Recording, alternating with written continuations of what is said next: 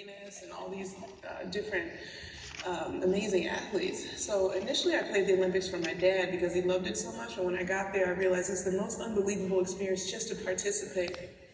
So this was my comeback from Sjogren's, and I really was not ready to play. I maybe would have come back a year later, but I had to play the Olympics, and so that was a very special moment for me, probably one of the best things I've done, because it was just amazing to do that with my sister, and also, back from illness.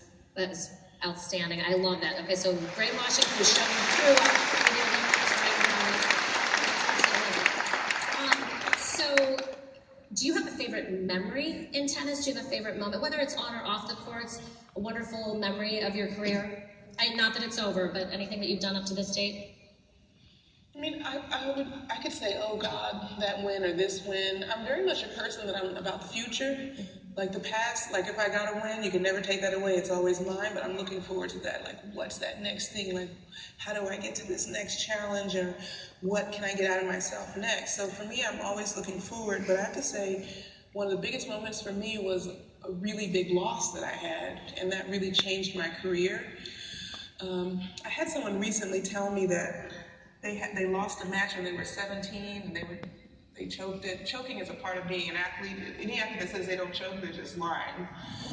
Like, it's just normal to do that. They said, I choked a match at 17, and I knew for sure that, like, I would never be able to play great tennis. I'm thinking, what? Who thinks that? But I definitely choked this match at 19, and it was the U.S. Open. Serena and I were both in the semifinals, and we were also playing doubles. And I remember I asked her in the doubles match on the changeover, because of course, instead of talking about tennis, we're talking about other stuff. And I'm like, so are you nervous about the semifinals tomorrow? And she's like, no, I'm actually not nervous, because since I have to show up, why not compete? Well, I didn't take this advice. I was so nervous the next day, and I didn't win the match, and Serena went on to the final, like went on to win this the U.S. Open at, like, I don't know, she was barely 17. And for me, I had to look inside myself and figure out why that happened, and like, why didn't I step up, and how I let fear take over. And I remember promising myself that I would do whatever it took to get to that next level. So it was a lot of searching inside of myself to find kind of those weak points and get rid of them, and like burn them and bury them. So that was a big turning point for me in my career, and like led to big matches. But a lot of times it's not really the wins, because at the end, you win these big tournaments and people are congratulated on it, but they don't see all the failures along the way, and all the soul searching, and all of the things that made you to be that champion at that moment. And I said, okay, can we warm up together for this match? She's like, no, I'm good, I already warmed up, I'm peaking. I said, what does that mean? And what do you know, he choked the whole match. It didn't matter what I did, he was just choking. And so then ever since that, Serena and I are like, never peak, never peak. So you should never peak. There should always be room for improvement. Even at 11, we ask people a question and say, do you want to be better or the best? And most people say, I want to be the best. And we say, wrong answer, always better, because the best is stagnant, always improving, always better. And I'm not sure what the initial question was. These are great lessons. This is exactly what I asked you. It's just so important to me to never peak, and to always continue to evolve. And I guess we're talking about being the boss. So that's what I like to see, people always evolve, always improve. And I love the opportunity to make other people's lives better. I love to see people do well, especially in this day and age when people are so pumped when somebody falls. I don't like that, because I know what it's like to fall, and it's not fun. No. It's not fun at all. It's upsetting, it's disappointing. You want more out of yourself, you want more out of your life. I love to see people be successful, because it builds me up, and I love to learn from other people's success, and I just get so motivated from it. You guys can relate to each other on this. You also, though, may have some insights that they don't know, depending on who's played sports in the audience, but you collaborated to write a book called Come to Win. And that's stories from a lot of successful people in different areas but the thing they had in common was that they played sports, whether it was at your level or not. I love that book. I highly recommend everybody go out and buy it and read it, just because if nothing else, I think you all are practicing it, to tell you the truth, but if nothing else, it's a reminder. And when things get bad, when things get low, like Nina said, when you lost, that's one of the memories that you have in your mind because it got you going, right? When you choked it.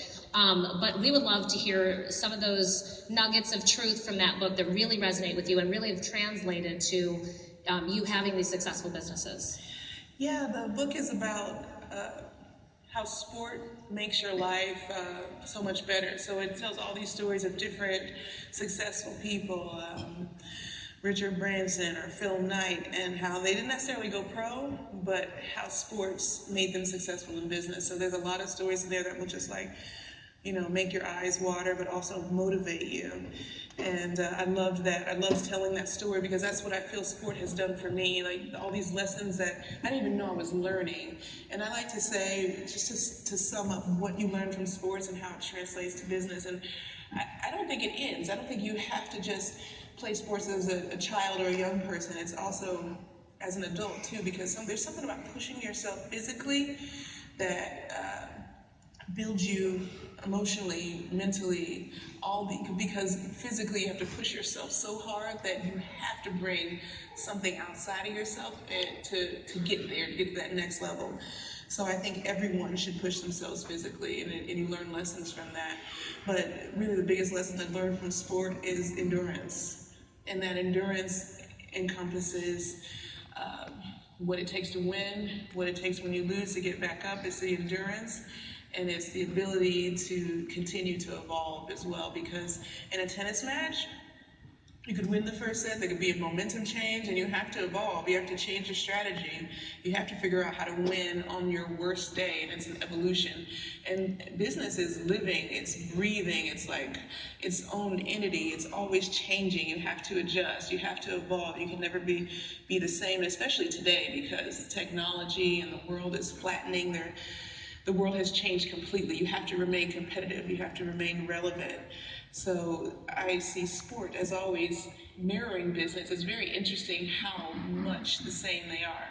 Oh, you're right on. I mean, Steve Lawrence referenced a Darwin quote, and it's the people who survive are the ones who adapt and can, push on and move on. So that's great advice.